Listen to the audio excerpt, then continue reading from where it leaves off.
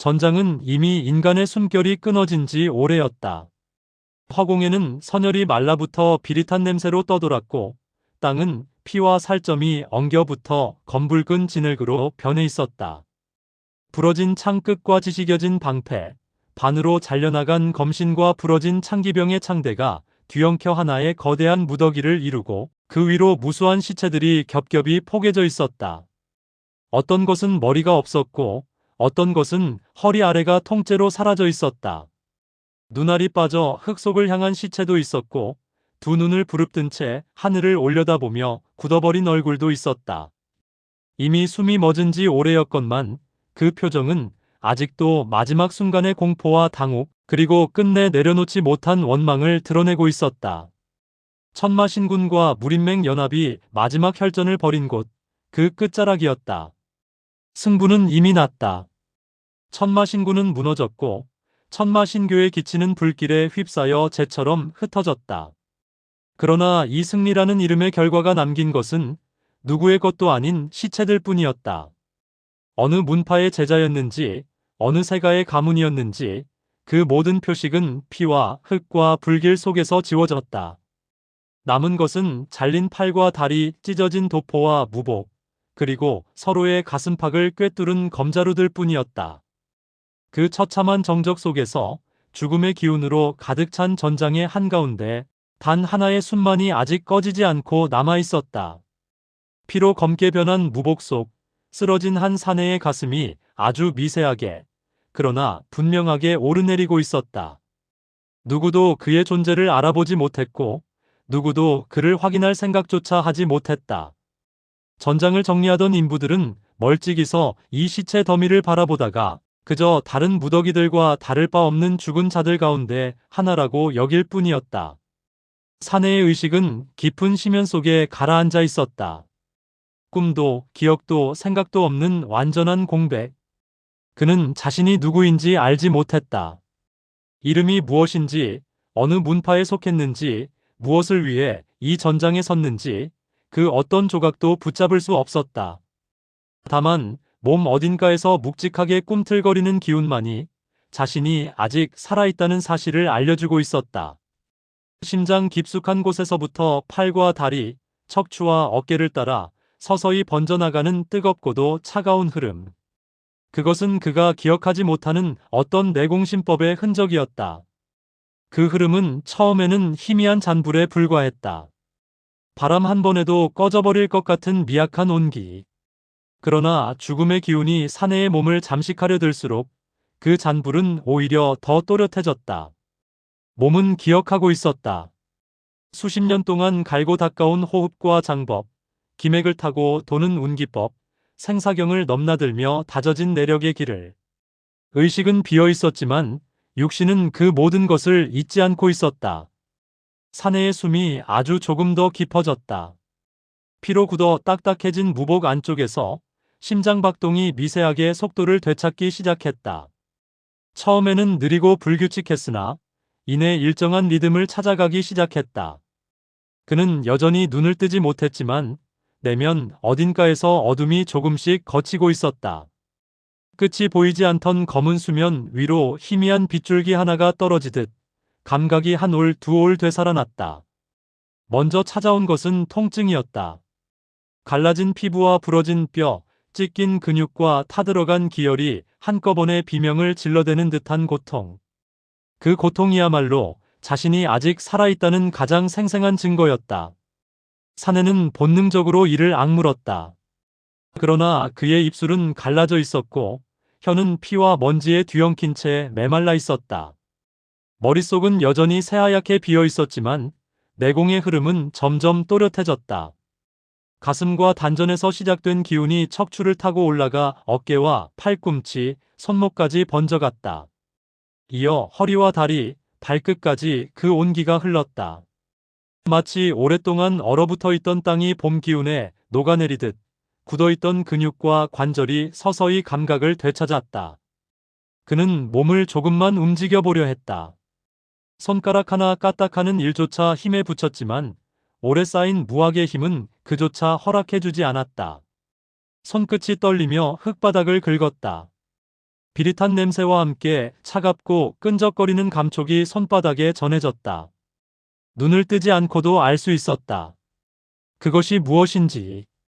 이미 식어버린 피와 이제는 본래의 주인조차 알 수 없는 살점.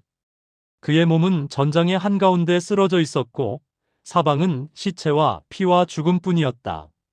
사내는 숨을 깊이 들이쉬려 했으나 폐가 거부하듯 거칠게 울렸다. 피가 폐 속에서 굳어붙어 있는 듯한 답답함. 그는 억지로 호흡을 가다듬으며 내공을 더 깊숙이 끌어올렸다. 기억하지 못하는 신법의 첫 장이 본능처럼 펼쳐졌다. 들이쉬는 숨과 내쉬는 숨이 일정한 장단을 이루고 기운이 단전에 모였다가 사지백해로 퍼져나갔다.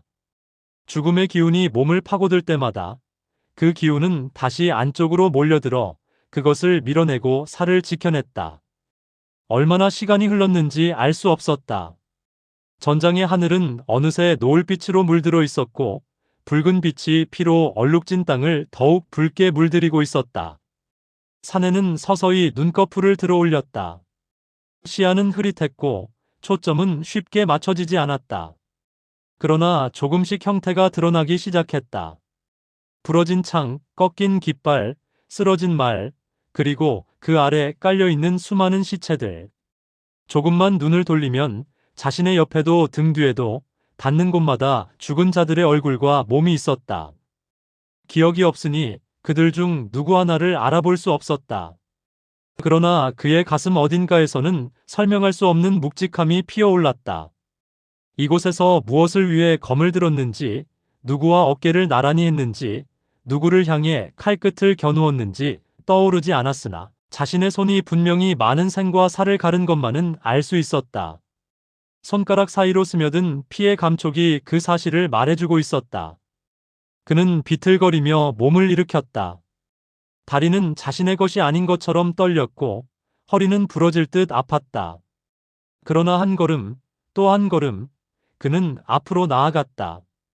어디로 가야 하는지, 무엇을 해야 하는지 알지 못한 채 그저 이 죽음의 들판에서 벗어나야 한다는 본능만이 그의 발을 움직였다. 발끝이 시체의 팔을 밟고 미끄러졌다. 귓가에서 뭔가 부러지는 소리가 들렸다. 그는 다시 몸을 가다듬고 더 멀리, 더 바깥을 향해 걸었다. 전장의 끝자락에 이르렀을 때 사내는 더 이상 다리를 움직일 수 없었다. 온몸에 힘이 빠져나가며 시야가 어두워졌다. 땅이 거꾸로 뒤집히는 듯한 현기증이 몰려왔고 하늘과 땅의 경계가 흐려졌다. 그는 그대로 무너졌다. 다시 한번 흙과 피가 뒤섞인 바닥이 그의 몸을 받아냈다. 숨이 가빠졌고 내공의 흐름마저 희미해졌다. 이대로라면 정말로 끝이었다. 그러나 그 순간에도 몸 어딘가에서는 내공의 마지막 흐름이 끈질기게 살아있었다. 심장 깊은 곳에서 피어오른 청명한 기운이 미약하게 남아 살아남아 완전히 꺼져가는 불씨를 지키듯 그의 생명을 붙잡고 있었다. 사내는 의식의 끝자락에서 자신이 아직 완전히 죽지 않았다는 사실만을 어렴풋이 느끼고 있었다. 해는 서쪽 산등성이 뒤로 서서히 숨고 있었다. 긴 그림자가 전장을 덮어가고 시체 위로 내려앉는 어둠은 살아있는 자와 죽은 자를 구분하지 않았다. 바람이 방향을 바꾸며 죽음의 냄새를 다시 한번 쓸고 지나갔다. 그 바람 속에서 사내의 귀에 아주 희미한 소리가 섞여 들어왔다. 처음에는 착각인 줄 알았다. 바람이 부딪히며 만들어낸 환청 같았다. 그러나 곧 그 소리는 점점 또렷해졌다. 규칙적인 발자국 소리. 그러나 무거운 장화나 쇠붙이의 마찰음은 아니었다. 흙을 조심스레 밟는 작고 가벼운 발소리. 죽음만이 가득한 이 전장에는 어울리지 않는 너무도 여린 리듬이었다. 사내는 눈꺼풀을 간신히 들어 올렸다. 흐릿한 시야 너머로 작은 그림자 하나가 다가오고 있었다. 왜소한 체구, 그러나 신기하게도 그 주변만큼은 피의 냄새가 조금 옅어 보였다. 그는 그 모습을 또렷이 볼 수 없었지만 자신을 향해 다가오는 그 존재가 이 세계에서 유일하게 살아있는 것이라는 사실만은 알 수 있었다. 피비린내 속에서 결코 어울리지 않을 것 같은 순한 기운이 코끝에 스며들었다.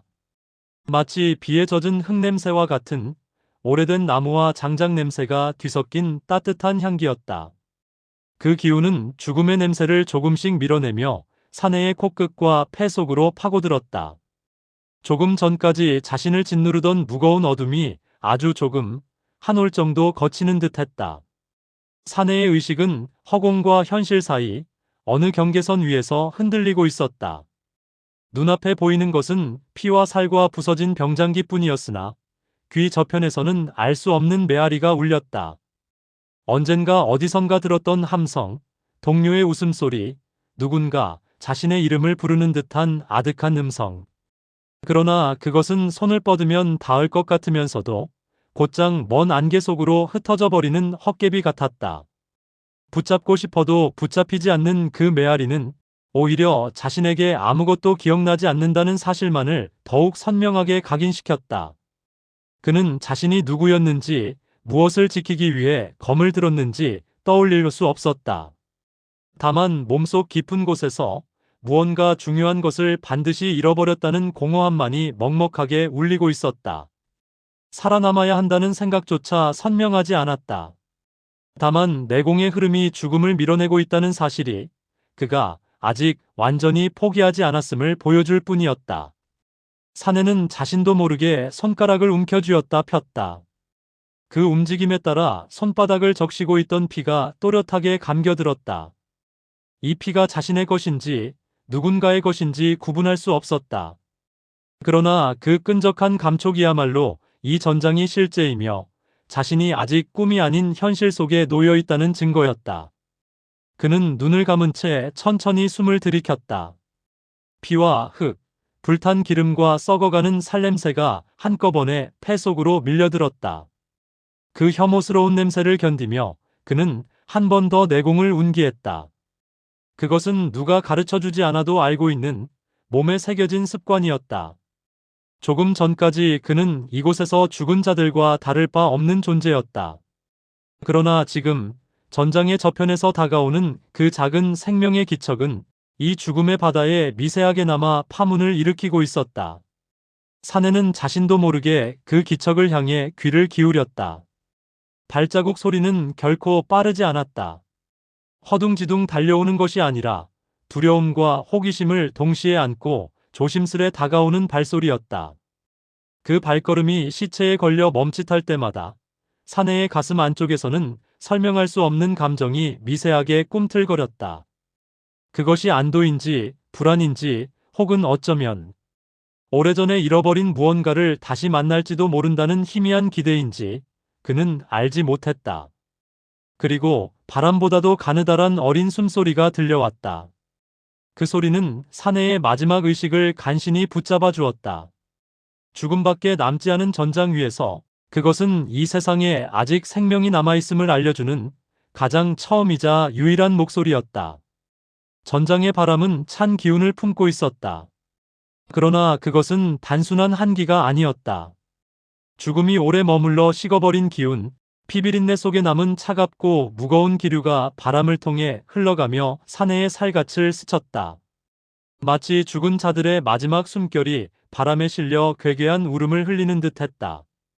그 바람을 온몸으로 맞으며 사내는 다시 깊은 어둠 속으로 가라앉고 있었다. 의식은 점점 흐려지고 눈꺼풀은 무게를 잃은 돌처럼 내려앉았다.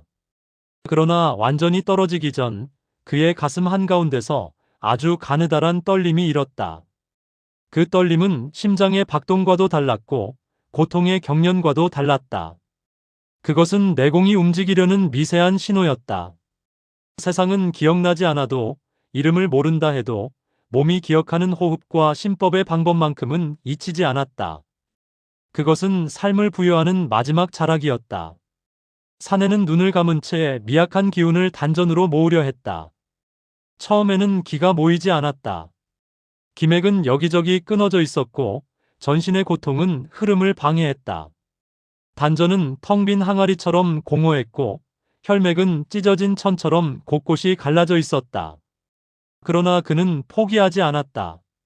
그저 묵묵히 아주 천천히 숨을 들이쉬었다. 피와 흙, 잿내와 썩은 살의 악취가 폐 안으로 밀려들어왔지만 그는 그것을 내공의 흐름과 함께 억지로 삼켰다. 삼키는 것이 아니라 밀어내는 듯한 괴로운 호흡이었다. 그렇게 한 번, 두 번, 세 번. 그의 호흡은 규칙을 조금씩 찾아갔다. 심장의 박동이 기맥과 맞닿는 순간 그 굳어있던 단전 깊숙한 곳에서 청명한 기운이 아주 희미하게 남아 깨어났다. 사내의 등줄기를 타고 어깨로, 가슴으로 내공의 흐름이 번져갔다. 처음에는 마치 실오라기처럼 가늘었으나 점차 흘러가는 기세가 또렷해졌다.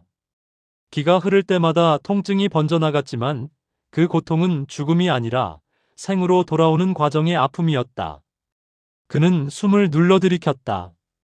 오래전에 배운 호흡법이었다. 자신이 누구에게서 배웠는지, 어떤 경전에서 익혔는지 기억은 없었지만 몸은 모든 것을 정확히 기억하고 있었다. 들숨에 단전이 부풀어 오르고 날숨에 기세가 기맥을 타고 돌았다. 깨진 항아리와 같은 혈맥이 기운을 밀어내며 울부짖는 듯 했으나 그 울부짖음 속에서도 기운은 조금씩 생기를 찾아갔다. 사내의 등에 서늘한 바람이 스쳤다. 그 바람은 마치 죽은 자들의 한숨처럼 차갑고 무거웠다. 그러나 그 바람이 일으킨 서늘함은 오히려 그에게 자극이 되었다. 살과 살 사이로 파고드는 냉기가 내공의 흐름을 더욱 또렷하게 만들었다. 이 죽음의 바다에서도 살아남으려면 견뎌야 했다.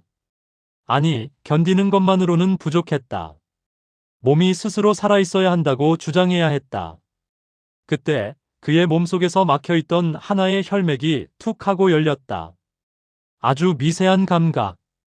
그러나 그 감각이 일으킨 파문은 전신을 흔들었다. 기운은 그 길을 따라 빠르게 흘러갔다. 마치 얼어붙은 강물의 얼음이 일부 깨지면 물살이 일시에 흐르듯 내공은 그 틈을 타고 사지를 적셔 내려갔다. 그의 손끝이 미세하게 떨렸다. 그것은 의식적인 떨림이 아니었다. 죽음에서 밀려나고자 하는 몸의 마지막 저항이었다. 사내는 손끝으로 땅을 짚었다. 차갑고 축축한 감촉이 손바닥을 감싸며 전해졌다. 피와 흙, 뜨겁게 식어버린 육체들의 흔적이 뒤섞인 바닥. 그 바닥이 너무도 선명하게 느껴졌다. 죽음의 냄새는 진흙처럼 들러붙었고 한 번 숨을 들이킬 때마다 그 악취가 폐 속 깊숙이까지 파고들었다. 그는 이를 악물듯 숨을 정리하며 다시 호흡을 이어갔다. 기운은 그의 몸속에서 완전히 한 바퀴를 돌지는 못했지만 최소한 생을 유지할 만큼의 흐름을 만들어내고 있었다. 기운이 스며든 자리마다 통증이 더욱 뚜렷해졌다. 뼈가 금이 가고 살이 찢어지고 나팔처럼 벌어진 상처들이 새삼스레 아픔을 드러냈다. 숨을 들이킬 때마다 갈비뼈 사이가 찢어질 듯 쓰라렸다. 그러나 그 쓰라림 하나하나가 사내에게 삶의 존재를 알려주었다. 고통이 있다는 것은 아직 죽지 않았다는 증거였다. 해가 전장의 끝자락을 넘어설 때쯤 바람은 또 다른 방향에서 불어왔다. 피에 절은 냄새는 바람결에 실려 멀리 흩어지고 대신 새로이 짙은 흙냄새가 그 위를 덮었다. 어두운 구름이 몰려오며 전장은 더욱 음침한 그림자로 뒤덮였다. 그 속에서 사내의 의식은 미세하게 남아 안정되기 시작했다. 그러나 몸은 한계에 다가가고 있었다. 두 다리는 이미 감각이 없었고 팔은 떨려왔다. 단 한 번 더 움직이면 부러질 것 같았다. 사내는 다시 한 걸음 내디디려 했다. 그러나 그 한 걸음은 너무 먼 길이었다. 허리가 휘청거렸고 시야는 붉은 안개처럼 일렁였다. 전장의 소음은 이미 모두 사라졌지만 그의 머릿속에서는 여전히 먼 울음소리와 비명 같은 메아리가 들렸다. 그것은 기척 없는 기억의 잔상인지 무너져가는 의식의 끄트머리에서 만들어낸 환청인지 분간할 수 없었다.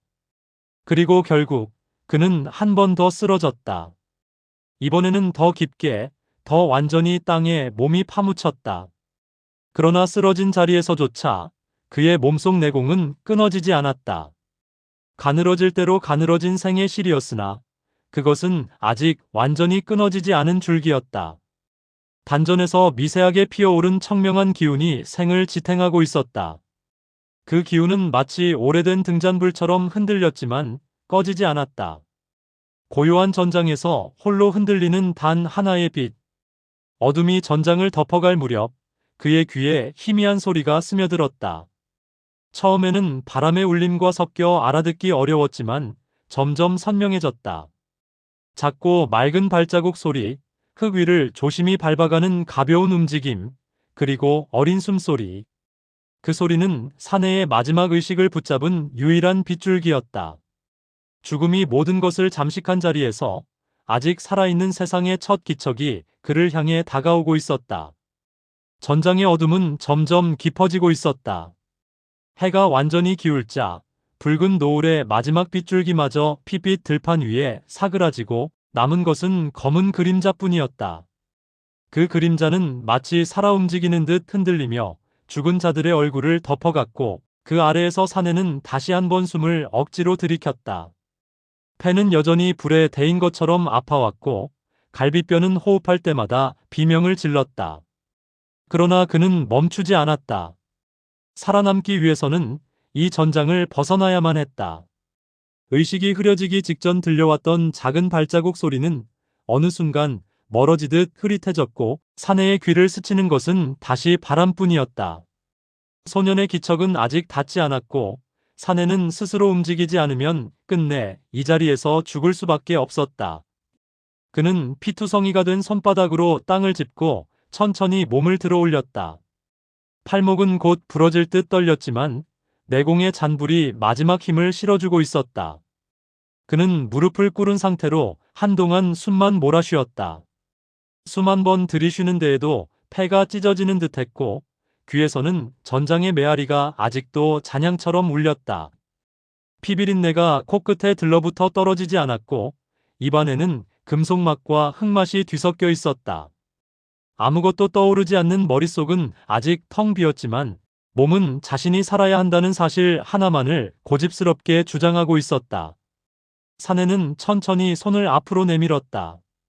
땅 위에는 피가 엉겨 붙어 있었고 그 밑에는 수십 명의 무인이 남긴 마지막 흔적이 뒤엉켜 있었다. 손가락 끝이 차갑고 단단한 무언가를 건드렸다. 잘려나간 검끝이었다. 산산이 부서진 그 검조차 이곳에선 흔한 잔해일 뿐이었다. 사내는 그것을 손에 잡고 일어나려 했으나 검조차 제대로 들 수 없을 만큼 손에 힘이 없었다. 손가락 사이에서 검끝이 미끄러지며 바닥으로 떨어졌다. 금속이 바닥과 부딪히며 짧은 울림을 남겼다. 그 소리는 어둠 속에서 작은 파문을 만들었다. 사내는 다시 숨을 골라 내쉬었다. 그리고 이번에는 두 손을 동시에 땅에 짚고 몸을 일으켰다. 무너지는 듯 휘청이던 몸이 겨우 버티며 일어섰다. 다리는 마치 낡은 기둥처럼 떨렸고 발끝은 감각이 거의 없었다. 그런데도 그는 몸을 앞으로 내밀었다. 이대로 멈추면 죽는다. 그 사실 하나는 기억이 없어도 명확했다. 그가 첫 발을 내디디자마자 발끝에 미끄러운 감촉이 전해졌다. 그것은 이미 식어버린 피였다. 그는 다시 몸을 세우고 주변을 둘러보았다. 시체들이 겹겹이 포개져 산을 이루고 있었고 그 사이사이에 끊어진 팔과 다리가 흩어져 있었다. 어떤 시체는 눈을 감지 못한 채 하늘을 바라보고 있었고 어떤 시체는 입안에 아직도 말하지 못한 마지막 소리를 담은 듯 벌어진 채 굳어 있었다. 사내는 무의식적으로 시선을 돌렸다. 이 앞에 더 오래 머물면 무언가가 무너질 것 같았다. 그는 두 번째 발을 내디뎠다. 이번에는 뼈가 부러진 소리가 발 아래서 들렸다. 사체의 갈비뼈였다. 사내는 눈꺼풀을 떨며 다시금 내공의 잔불을 끌어올렸다. 몸 구석구석에서 고통이 새어나왔고 다리는 매 순간 무너질 듯 흔들렸다. 그러나 그는 앞으로 나아갔다. 한 걸음, 또 한 걸음. 모든 걸음이 죽음과 맞닿아 있었지만 그가 멈추는 순간 죽음은 그의 숨을 끊어놓을 것이었다. 바람이 방향을 조금 바꾸었다.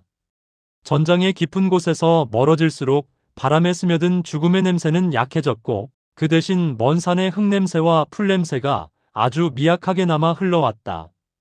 그 기척을 느끼자 사내의 발걸음은 조금 더 힘을 얻었다.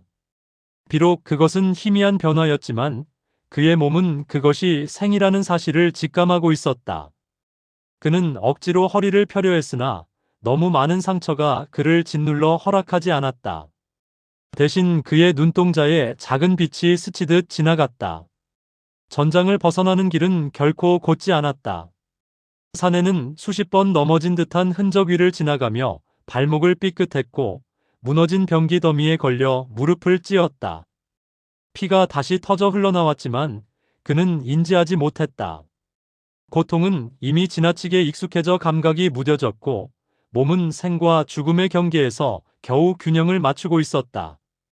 그의 시야가 서서히 흐릿해져 갈 무렵 멀리서 희미한 나무 그림자가 보이기 시작했다. 높이 솟은 고목의 실루엣이 어둠 속에서 부드럽게 흔들리며 생의 기척을 흘려보냈다. 그것은 전장 끝에 도달했다는 뜻이었다. 사내는 숨을 들이쉬었다. 그 숨은 거칠고 불규칙했지만 그 속에는 희망이라는 말조차 부끄럽게 할 만큼 미약한 생의 기운이 담겨 있었다.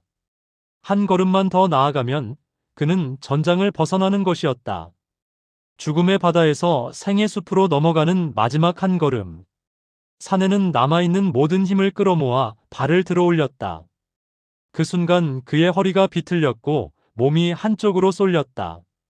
그는 무너지는 듯 휘청이더니 그대로 무릎을 꿇었다. 기운이 완전히 바닥나버린 것이었다. 그러나 그는 다시 일어나려고 했다. 두 손바닥으로 땅을 누르고 벌어진 상처를 억지로 붙들며 몸을 일으키려 했다. 그때 귓가에 다시 그 소리가 들렸다. 작은 발자국 소리, 조심히 흙을 밟는 소리, 어린 숨소리가 바람에 섞여 나지막이 흘렀다. 그것은 분명 인간의 것이었다. 피비린내와 전장의 울음 사이에서 유일하게 살아있는 생명의 기척. 사내는 눈동자를 움직여 소리가 나는 곳을 바라보려 했다. 그리고 그 순간 그의 시야 끝에서 아주 작은 형체가 어둠 속에 서 있는 것이 보였다. 소년이었다. 그러나 사내의 눈동자가 완전히 그 형체를 포착하기도 전에 의식은 다시 어둠 속으로 가라앉았다. 이번에는 조금 더 깊은 어둠이었다.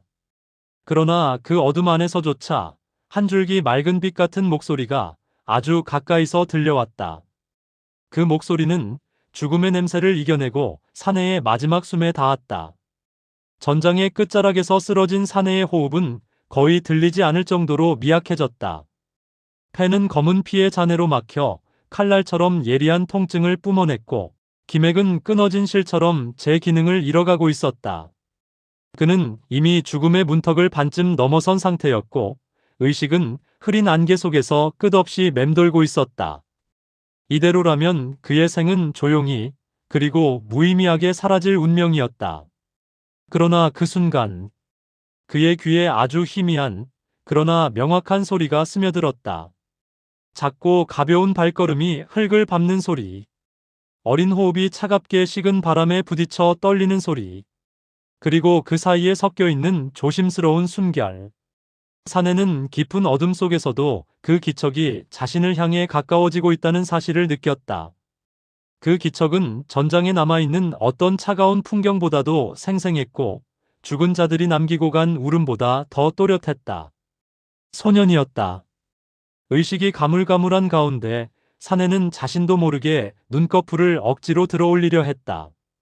시야는 이미 한계에 다다라 흐릿하게 흔들리고 있었지만 그 흐림 속에서도 작은 그림자가 다가오는 모습이 보였다. 사내의 호흡은 한순간 멈추는 듯했다. 살아있는 생명. 전장의 끝에서 홀로 남은 생의 조각. 그것은 죽어가는 그의 의식에 너무나 선명한 파동을 남겼다. 괜찮으세요? 그 목소리는 바람보다 가늘었고 전장의 정막보다 더 맑았다. 마치 누군가 오래전에 속삭였던 부드러운 말이 기억 속에서 되살아나는 듯한 기분이었다. 사내는 그 소리가 환청인가 실제인가 구분하지 못했다. 그러나 몸은 분명히 반응했다. 그는 미세하게 고개를 돌리려 했다. 그러나 그 움직임이 상처를 자극하며 뼈와 근육을 찢어버릴 듯한 고통이 번져갔다. 그의 호흡이 날카롭게 갈라졌다. 소녀는 겁을 먹은 듯 움찔했지만 곧 두려움을 누르고 사내에게 더 다가왔다. 그 작은 발걸음은 조심스러웠지만 피와 진흙, 부서진 병장기를 밟고 나아가는 용기를 담고 있었다. 그 눈동자는 이 전장의 잔혹함을 이해하지 못하는 순수함을 품고 있었지만 그럼에도 눈앞의 생명을 포기하지 않겠다는 단단함도 있었다. 소녀는 쓰러진 사내 옆에 무릎을 꿇었다. 그 작은 손이 사내의 어깨에 닿았다. 손바닥은 따뜻했다. 전장의 차갑고 죽음뿐인 공기 속에서 오직 그 손길만이 생기의 온도를 가지고 있었다. 사내의 의식 속에서 어둠이 잠시 갈라졌다. 그 갈라진 틈 사이로 오래전에 들었던 듯한 누군가의 목소리가 스쳤다. 너는 반드시 살아야 한다. 그러나 그 목소리는 곧 다시 흐려져 사라졌다. 소녀는 떨리는 목소리로 중얼거렸다. 할아버지, 누가 쓰러져 있어요. 아직 숨 쉬고 계세요. 사내는 그 말이 누구에게 향하는지 몰랐다. 자신을 부르는 것인지 다른 누군가를 찾는 것인지조차 분간할 수 없었다. 그러나 그는 분명하게 느꼈다. 이 아이가 자신의 생을 붙잡아주고 있다는 사실을. 잠시 후 또 다른 발걸음이 들렸다. 소년보다 훨씬 무거운 발걸음. 그러나 그 속에는 경계와 노련함이 섞여 있었다. 한동안 이어지던 정막 속에서 덜컥거리는 기척이 들리며 노인이 모습을 드러냈다. 노인의 눈은 전장을 가득 메운 죽음의 잔해를 보고 굳어졌다. 그리고 그 눈이 사내에게 닿는 순간 깊은 주름 사이로 놀람과 두려움이 스쳤다. 소년이 말했다. 할아버지 살려야 해요. 노인은 곧바로 사내의 옆에 앉았다. 그 손은 오래된 나무뿌리처럼 거칠었지만 움직임은 놀라울 만큼 섬세했다.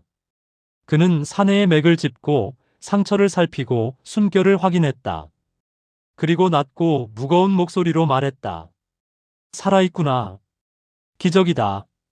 그러나 이어진 말은 더 깊고 어둡게 가라앉았다. 하지만 오래 버티진 못한다. 사내는 말을 들을 수 없었다. 그러나 노인의 손끝이 자신의 생을 겨우 붙잡아주는 듯한 느낌만은 분명하게 느꼈다. 노인은 소년에게 말했다. 이분을 데리고 가자. 조금이라도 늦으면 정말로 죽는다. 소년의 눈이 크게 흔들렸다. 정말 살릴 수 있어요? 노인은 잠시 침묵하다가 대답했다. 모른다. 하지만 버려둘 수는 없다. 마지막 순간까지 해보자. 그 말은 사내의 마지막 의식을 찌르는 듯한 울림을 남겼다. 그는 어렴풋이 자신의 몸이 들어 올려지는 것을 느꼈다. 팔이 노인의 어깨에 걸리고 소년의 작은 손이 그의 손목을 꼭 잡았다. 그 손은 작고 여렸지만 기이하게도 그 손의 온기는 사내의 어둠을 조금씩 밀어냈다. 마치 죽음이 뒤에서 쫓아오고 소년의 손이 앞에서 끌어당기는 듯했다. 사내는 그 작은 손의 힘을 느끼며 마지막으로 눈을 감았다. 의식은 암흑 속으로 가라앉았으나 이제 그 어둠은 조금 전에 느꼈던 절망의 깊은 절벽이 아니었다. 희미하지만 분명한 생의 온기가 그의 마지막 자리에서 작게 흔들리고 있었다. 그 온기가 바로 소년이었다. 사내가 눈을 뜬 것은 며칠이 지난 뒤였다. 그는 눈꺼풀을 들어올리는 일조차 고통이 밀려오는 듯 무거웠다. 어둠 속에서 깨어날 때처럼 그의 시야는 처음엔 흐릿했고 천장인지 지붕인지 하늘인지 분간할 수 없었다. 그러나 이곳의 공기만큼은 전장의 냄새와 달랐다. 피비린내도 타들어간 살냄새도 없었다. 대신 나무가 오래도록 말라 비틀어져 베어낸 고유의 향, 젖은 장작에서 피어오르는 은근한 훈기, 그리고 누군가 자주 드나들며 만든 온기 같은 것이 희미한 숨결처럼 공기 속에 스며 있었다. 그는 숨을 들이쉬었다. 그 숨은 전장과 달리 폐를 찢지 않았다. 아팠지만 살아있는 자가 느끼는 그 자연스러운 고통이었다. 그리고 그때 작은 발걸음 소리가 들렸다. 전장에서 처음 들었던 바로 그 소리. 그 소리가 가까워지자 사내는 무의식적으로 몸을 움직이려 했으나 아직은 도저히 움직일 수 없었다. 그저 눈동자만이 소리의 방향을 향해 조금 돌아갔다. 아버지, 깨어나셨어요. 소년의 목소리는 맑았다. 그러나 그 떨림 속에는 지난 며칠 동안 얼마나 간절하게 기다렸는지 고스란히 묻어 있었다. 아버지. 사내는 그 단어에 미세하게 눈을 떨었다. 자신이 누구인지조차 모르는 그에게 누군가 그를 아버지라고 부르는 것은 너무 익숙하지 않은 일이었다. 그러나 소년의 얼굴은 그렇게 불러도 이상하지 않을 만큼 그에게 다가와 있었다. 소년은 사내 옆에 다가와 말했다. 정말 다행이다. 눈을 뜨셨어요. 그 말은 기쁨이기만 한 것이 아니라 안도와 걱정과 두려움이 뒤섞인 작은 울음 같았다. 잠시 뒤 또 다른 발걸음이 들렸다. 무겁고 느리며 그러나 한 걸음 한 걸음 확고한 의지가 담긴 발소리. 노인이 작은 오두막의 문을 밀고 들어왔다. 노인의 눈빛은 깊은 산처럼 고요했지만 그 안에서 흐르는 감정은 판단이 빠른 사람만이 알 수 있을 묵직한 책임감과 삶에 대한 어둡고도 굳센 의지였다. 일어났군. 노인은 그 한마디를 남기고 사내의 곁으로 다가왔다. 사내는 말을 할 힘이 없었지만 노인의 손끝이 자신의 맥을 짚는 순간 그 손길의 경험이 남다르다는 사실은 느낄 수 있었다. 그것은 단순한 마을 어른의 손길이 아니었다. 수많은 이들의 생사와 병을 돌봐온 세월이 만든 어른의 손이었다. 노인은 맥을 짚고 잠시 생각한 뒤 조용히 고개를 끄덕였다. 살아남았군. 너는 이미 죽음의 문턱을 넘은 것이야. 그 말은 칭찬도 감탄도 아닌 있는 그대로의 사실을 말하는 듯한 목소리였다. 소녀는 눈을 반짝이며 물었다. 정말 이제 괜찮아지시는 거죠? 노인은 고개를 저었다. 아직 아니다. 상처는 깊고 기혈이 엉망이다. 죽음과 살아있는 것이 반씩 맞잡고 있던 몸이지. 하지만 이분은 스스로 다시 돌아왔어. 그건 흔치 않은 일이야. 사내는 말하지 못했다. 그저 희미하게 숨을 뱉었을 뿐이었다. 그러나 그 한숨에는 살아남았다는 현실을 느끼는 무거운 감정이 담겨 있었다. 노인은 그 모습을 보며 말했다. 내가 누구인지 모르겠지만 살아있으려면 오래 쉬어야 할 거다. 기억도 돌아오지 않겠지. 기억을 잃은 사람들은 대부분 2번 다시 떠올리지 못하는 법이야. 그 말은 오래된 경험에서 우러나온 것이었고 사내도 어렴풋이 이미 그것을 알고 있었다. 그는 아무것도 기억할 수 없었다. 마지막으로 기억나는 것은 죽음과 전장의 소리들 뿐이었다. 그때 소년이 사내의 손을 잡았다. 아버지, 제가 도와드릴게요. 괜찮아질 때까지 계속 곁에 있을게요. 사내는 그 손의 온기가 전장의 마지막 순간 자신을 살려낸 바로 그 힘임을 느꼈다. 그 온기는 따뜻했고 흔들렸으며 그러나 끝까지 포기하지 않겠다는 묘한 강단이 담겨 있었다. 노인이 소년에게 말했다. 청훈아, 물 좀 가져오너라. 이분의 상처를 다시 닦아야 한다. 소년의 이름 청훈. 맑은 하늘을 뜻하는 그 이름은 오두막의 따뜻한 공기 속에서 맑게 퍼져나갔다. 소년이 나가자 노인은 다시 사내를 바라보았다. 그리고 낮은 목소리로 말했다. 기억하지 못해도 괜찮다. 이곳에서라면 다시 살아갈 수 있을 것이다. 그 말은 마치 사내의 삶에 처음으로 내려진 조용한 위로처럼 들렸다. 사내는 눈을 감았다. 전장에서의 악몽 같던 감각이 조금씩 멀어졌고 대신 이 오두막의 온기가 더 선명해졌다. 소년 청훈, 그리고 청훈의 보호자 노인. 그 둘은 이 낯선 사내를 받아들여 오두막의 새 식구로서 살아갈 새로운 삶의 문을 열고 있었다. 그날 이후 사내는 이 오두막에서 새로운 생명을 다시 배우게 된다. 그가 잃어버린 모든 것을 대신해줄 전혀 다른 삶의 시작이었다. 죽음의 자락에서 건져 올려진 한 사람, 그리고 버려진 산골에서 시작된 단 하나의 인연. 이것이 강호를 흔들 종남의 검 첫 장의 시작이었다. 소년과 사부, 두 운명의 실마리가 맞물리는 순간. 이제 그 다음 장막이 열리려 하는데 과연 어떤 진실이 모습을 드러낼까? 오늘의 이야기는 여기까지입니다. 들어주셔서 감사합니다. 구독과 좋아요는 큰 힘이 됩니다. 다음화 종남청객 청운의 길 제2부 이름 없는 사부와 소년으로 찾아뵙겠습니다. 감사합니다.